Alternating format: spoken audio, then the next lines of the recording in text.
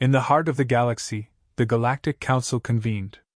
A gathering of the most advanced and intelligent species, the Council existed to maintain order in a universe teeming with life. Each species in the Council had long established its dominance through intellect, cooperation, or sheer technological prowess.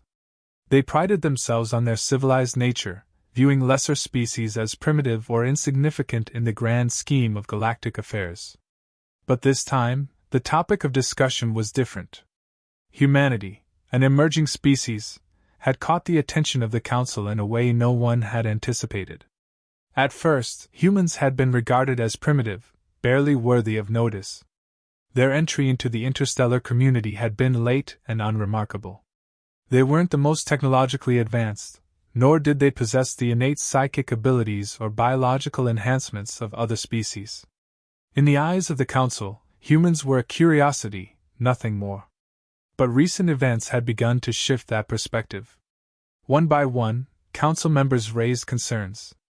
Despite humanity's apparent lack of sophisticated technology and advanced abilities, they had managed to outmaneuver and outfight species that should have easily overpowered them. Reports of military skirmishes between humans and other species were becoming alarmingly common. What disturbed the Council most was the consistent outcome. Humans emerged victorious, even when severely outnumbered and outgunned. The Council members debated this anomaly, searching for an explanation. How could a species so seemingly under-equipped dominate their more advanced counterparts? One member suggested that it was merely luck, an argument that others were quick to dismiss. Another pointed out humanity's unsettling knack for survival and adaptability. Unlike most species, humans didn't rely on a singular advantage like technology or psychic powers. They adapted quickly, learning from each encounter, becoming more dangerous with each battle they survived. As the conversation continued, it became clear that humans represented something the Council wasn't prepared for. They weren't the strongest or the most advanced, but they had a dangerous combination of traits that made them unpredictable. They fought with a brutal efficiency that disturbed the Council members, who had long prided themselves on their so-called civilized approach to warfare. Humans, on the other hand, treated warfare like a hunt. They adapted, they endured, and most terrifyingly, they learned how to defeat their opponents with terrifying speed. The Council's initial reaction had been one of dismissal, viewing humans as a temporary threat that would soon be put in their place. But as the victories piled up, it became harder to ignore the reality. A growing number of Council members began to see the truth. Humans were not just another species to be controlled. They were a rising power, one that had the potential to disrupt the carefully maintained balance of the galaxy. A heated debate broke out over how to classify humans within the galactic order. Some Council members pushed for immediate action, suggesting a preemptive strike to neutralize the threat before it could grow. Others argued for restraint, fearing that labeling humans as a threat would provoke them further. The term, ultimate predator, was floated, but it was quickly dismissed by the more arrogant members of the Council. They could not accept the idea that this relatively primitive species could pose a danger to the mighty civilizations that had stood for millennia. Yet, there were voices of caution.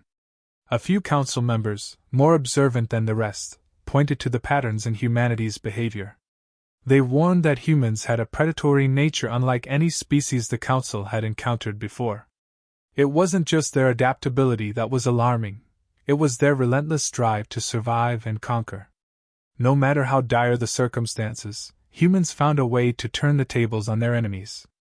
Their ability to learn, adapt, and strike back with calculated precision was the hallmark of a predator at the top of the food chain.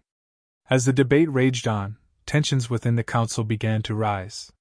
Some members advocated for a more aggressive stance, believing that humanity's rise needed to be checked immediately. Others remained dismissive, convinced that their species' superior technology and intellect would be enough to control the situation. But even the most dismissive Council members couldn't ignore the growing unease in the room. The idea that humans could be something more, something far more dangerous, was creeping into their collective consciousness. A voice of reason cut through the noise, urging the Council to take a step back and reconsider their approach. One Council member, who had observed humans closely, issued a dire warning. He spoke of humanity's ability to turn weakness into strength, of their unyielding resolve in the face of insurmountable odds. Underestimating them, he argued, would be the Council's greatest mistake. If they continued to treat humans as a lesser species, they would inevitably pay the price. The Council fell silent as the weight of the warning settled over them. They had faced countless threats throughout the galaxy's history, but never one like this. Humanity's rise was unlike anything they had encountered before. It wasn't driven by technological superiority or genetic enhancements. It was driven by something more primal, a will to survive, to adapt, and to dominate. As the meeting drew to a close, the Council was left with an unsettling realization. Humanity could not be classified in the same way as other species.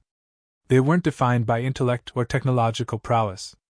They were something else entirely, something that defied the Council's traditional understanding of power and dominance.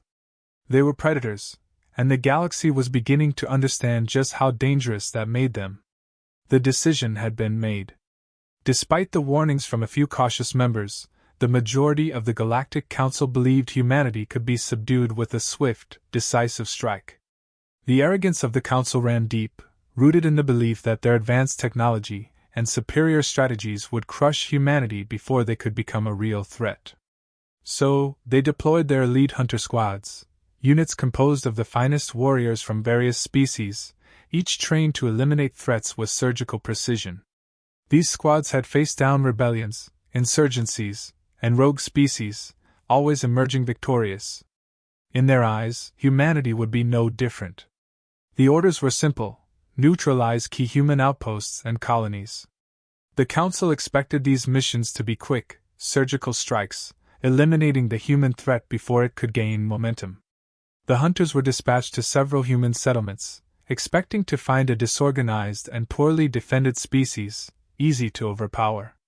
What they didn't expect was how different this hunt would be. From the moment the first hunter squad made contact, something was off. The humans didn't react like prey. They didn't panic or scatter. Instead, they fought back. Not with overwhelming firepower or superior technology, but with something far more dangerous: strategy and cunning. The hunter squads, despite their advanced weaponry and experience, found themselves caught in carefully laid traps. Guerrilla-style warfare, ambushes, and environmental manipulation turned the once assured hunters into the hunted. Humans didn't engage in direct confrontations unless absolutely necessary. Instead, they studied their attackers, learning their weaknesses with terrifying speed. They observed how the hunters moved, how they communicated, and how their technology worked. Then, piece by piece, humans dismantled the squads, exploiting every vulnerability they could find. The hunters, for the first time in their careers, were on the defensive. The sense of superiority they carried into the mission was slowly eroded by a growing sense of fear and confusion. Reports started filtering back to the Galactic Council. The first squad had gone dark. Then the second. Soon, nearly half of the elite hunter squads were missing or presumed dead. This wasn't supposed to happen. The Council had expected swift victories, yet the hunters were falling one by one, defeated by a species they had dismissed as inferior. Worse still, the humans were adapting. Each time they encountered a new squad, they fought with even more efficiency, using the knowledge gained from previous encounters to tighten the noose around their pursuers. The human resistance was relentless, but what truly disturbed the Council was the level of psychological warfare the humans employed. They weren't just fighting to survive, they were fighting to send a message. Human forces began taunting the hunters, leaving behind signs that they were being watched, that every move they made was anticipated. The hunters, once feared across the galaxy, were now operating in a state of constant paranoia, unsure of where the next attack would come from. In one particularly brutal incident, a squad of hunters was drawn into what appeared to be an abandoned human settlement. As they moved through the empty streets, they were suddenly surrounded by booby traps, mines, improvised explosives, and rigged buildings designed to collapse on command. The hunters, for all their experience, were unprepared for such tactics. By the time the smoke cleared, the entire squad had been wiped out, not by superior firepower, but by the humans' ability to turn their environment into a deadly weapon. The Galactic Council could no longer deny what was happening. Humanity wasn't just surviving, they were winning. The hunter squads had underestimated their enemy, and now they were paying the price. What the Council had failed to understand was that humanity thrived under pressure. They didn't rely on brute strength or advanced technology alone. They relied on their ability to adapt, to turn the weaknesses of their enemies into strengths, and to strike when their opponents least expected it. The Council, still hesitant to admit their mistake, tried to regroup. They sent in more hunters, this time with better intelligence on human tactics. But it didn't matter. Every new squad that landed on human-controlled worlds found themselves walking into a nightmare. The humans were always one step ahead, using guerrilla tactics, deception, and relentless psychological warfare to break the hunters before the real battle even began. It wasn't about matching the aliens in technology or brute force. It was about outthinking them, outmaneuvering them, and making every move count. Soon, the hunter squads were in full retreat. What was supposed to be a quick and decisive mission had turned into a catastrophe. The Council had grossly underestimated humanity's potential for warfare. The humans had turned their hunters into prey, and now they were picking them off with methodical precision. The Council's finest warriors, once revered and feared across the galaxy, were now terrified, running from a species they had dismissed as weak and primitive. As the losses mounted, the Council was forced to confront the grim reality they had created. Humanity was far more dangerous than they had ever imagined. They weren't bound by the same rules of engagement or honor that governed other species. They fought to win, no matter the cost, and they did so with a ruthless efficiency that left no room for mercy.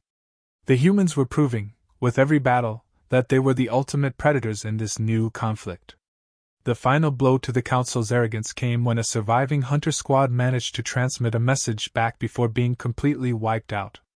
It wasn't a cry for reinforcements, or a report on the human forces. It was a warning, a desperate plea to the Council to stop underestimating humanity. The squad leader, battered and beaten, simply stated, "They're not what we thought. They're hunting us." The message sent a ripple of fear through the Council chambers. What had begun as a mission of domination had turned into a war for survival. The Council had awakened something they didn't fully understand, something they were no longer sure they could control. The humans were no longer just a curiosity, they were a threat, and a deadly one at that. The Council had set out to hunt humanity, but now, it was humanity that was closing in, ready to strike with the same ruthless efficiency that had sealed the fate of the hunter squads. The Galactic Council had severely underestimated what they were dealing with. After the disastrous failure of their elite hunter squads, the Council had no choice but to escalate. A full-scale invasion fleet was assembled, the largest force ever deployed in response to what they had once dismissed as an insignificant species. This time, the Council believed, they would overwhelm humanity with sheer numbers and technological superiority. The plan was to crush any remaining resistance before humans could strike back further. But even in this, the Council miscalculated.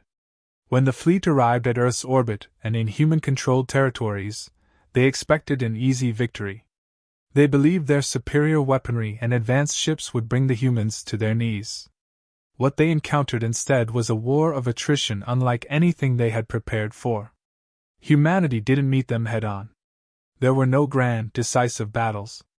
Instead, they dragged the war into the shadows, forcing the invaders to fight on human terms, in environments that were unfamiliar and hostile. Human forces employed tactics that threw the Council's armies into disarray.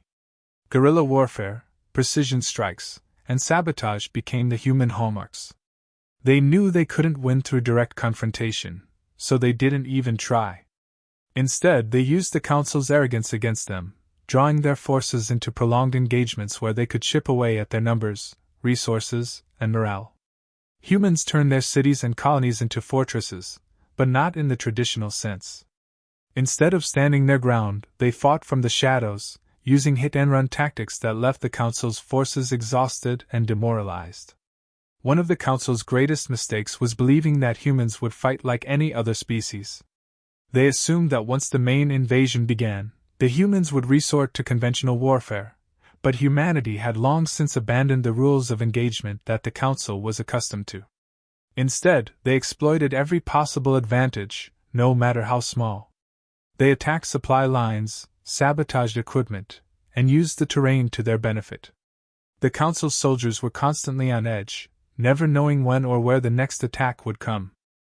Even more disturbing to the Council was humanity's resilience. Despite the overwhelming odds, human forces did not break. Instead, they seemed to thrive under pressure, growing more determined with every battle. They didn't have the luxury of the Council's technology, but they didn't need it. What they lacked in equipment, they made up for with ingenuity and adaptability. Humans hacked into enemy communication systems, turning the Council's own technology against them. They used scraps from destroyed enemy ships to create weapons and defenses that the Council never saw coming. In one particularly striking instance, a small group of human engineers managed to capture and reverse engineer an alien shield generator. Within days, they had found a way to replicate the technology on a much smaller scale, outfitting their own makeshift bases with defenses that could withstand the Council's bombardments. This kind of adaptability stunned the Council's strategists, who had never encountered an enemy capable of learning and evolving at such a rapid pace.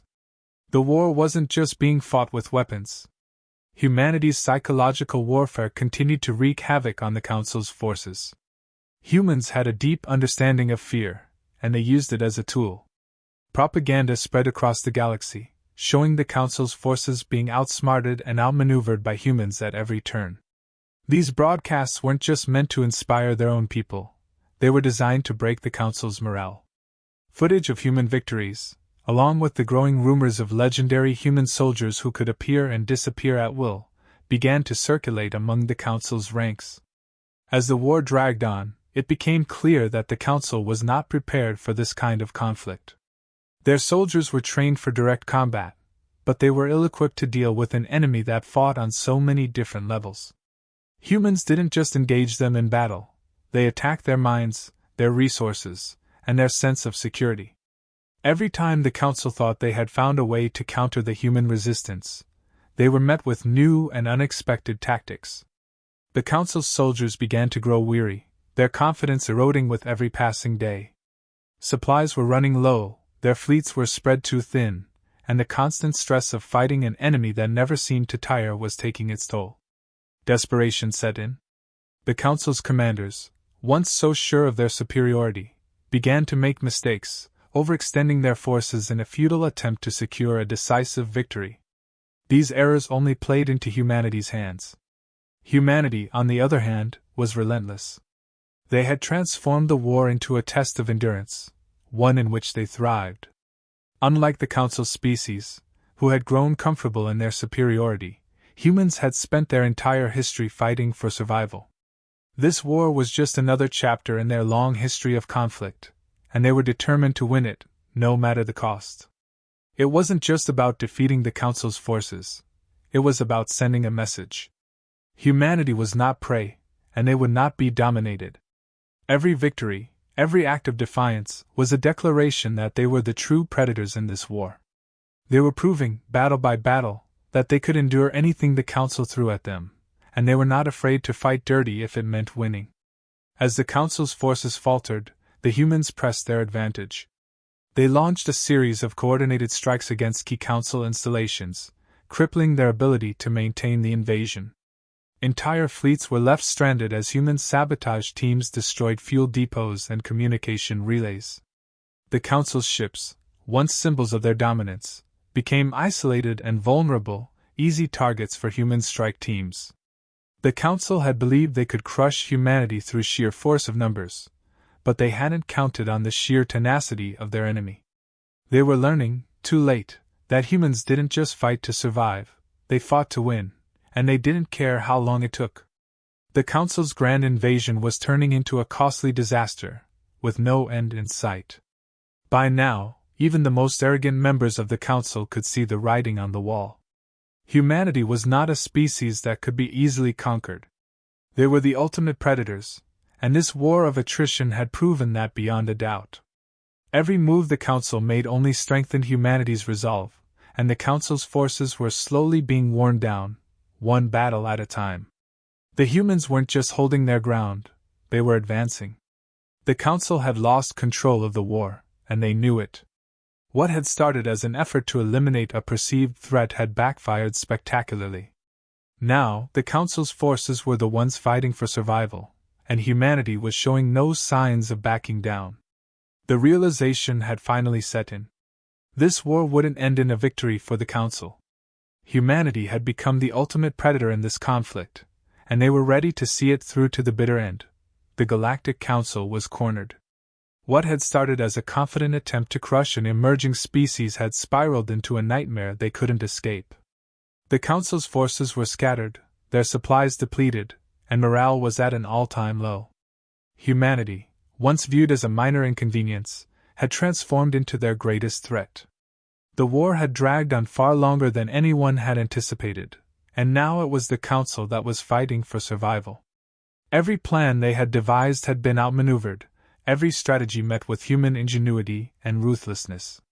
Now, they faced the grim reality that their dominance in the galaxy was slipping away. The human forces, relentless and calculated, had begun a final coordinated assault on the Galactic Council's most critical systems. Unlike the Council's previous invasions, this wasn't about claiming territory. This was about dismantling the Council's power, piece by piece, until there was nothing left. The humans had learned from every encounter, refining their tactics, and exploiting every weakness the Council had. Their strikes were precise, targeting the infrastructure that kept the Council's massive war machine running. Communication relays, supply depots, and key defense systems were all systematically destroyed, leaving the Council in chaos. The Council members, once so sure of their superiority, were now divided. Some still clung to the belief that they could win if they just threw more resources at the problem. Others, more realistic, understood that they had already lost. The human forces weren't just fighting a military campaign, they were waging a psychological one as well. The Council's soldiers were exhausted, constantly second-guessing their every move, and the leadership was fractured. Humanity's relentless assault had shattered their confidence, and the cracks were beginning to show. Desperation set in. The Council, facing the collapse of its entire structure, made one last attempt to negotiate. Messages were sent to the human leadership, offering peace, concessions, anything to stop the destruction. But humanity was no longer interested in negotiation. The betrayal of the initial invasion had sealed that fate. This war had become personal for humans, a matter of survival and vengeance. They knew that any peace offered by the Council would be temporary, a ploy to regroup and strike again. Humanity had no intention of giving their enemies the chance to rebuild. As the final human strike teams descended on the Council's core worlds, it became clear that this was no longer a fight for control. It was the end. The Council's fleets were crippled, their soldiers scattered, and their defenses in disarray. Human forces, with surgical precision, dismantled the remaining resistance. They had become masters of this war, and there was no longer any doubt about who the true predators were. The Galactic Council's ruling world, once thought impregnable, was the final target. The human fleet arrived, not in overwhelming numbers, but in a coordinated, calculated strike force. They didn't need to occupy the planet or claim it for themselves. They simply needed to destroy the last remnants of the Council's power. The capital city, the symbol of the Council's long-standing rule, was reduced to rubble in a matter of hours. The Council's leaders, once revered across the galaxy, were now nothing more than fugitives, hiding in the ruins of their own arrogance. Humanity had made its point. They had taken on the most powerful governing body in the galaxy and emerged victorious. But it wasn't just the Council that had been defeated. The entire galaxy had witnessed the fall of a regime that had stood for centuries, brought down by a species that had once been dismissed as primitive.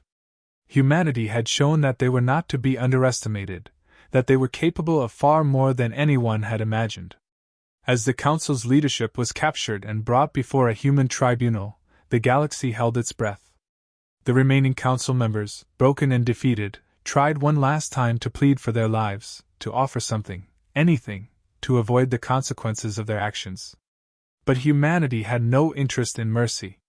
The Council's betrayal, the invasion that had nearly wiped out their species, could not be forgiven.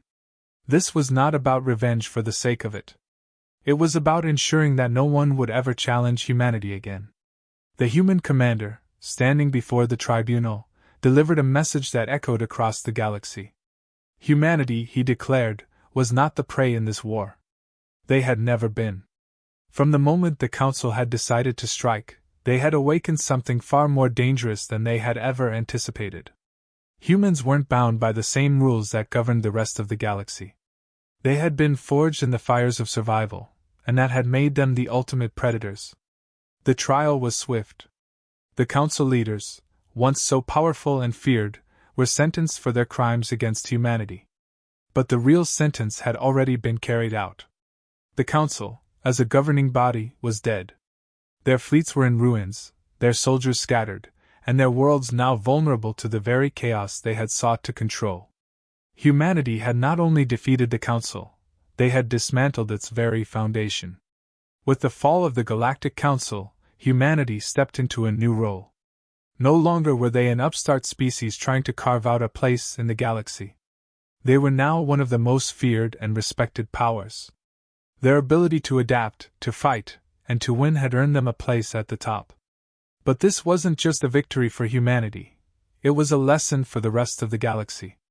The war had proven one undeniable fact: humanity was the ultimate predator. They had turned the Council's arrogance against them, using every misstep and underestimation to their advantage. They had shown that technology alone wasn't enough to win a war, that survival required something more. It required the ability to adapt, to endure, and to strike when the time was right. As the remnants of the Council's worlds began to fall into chaos, humanity stood as a symbol of resilience and strength. They had not only survived, they had thrived. And now, with the galaxy watching, they made it clear that they would not be challenged again.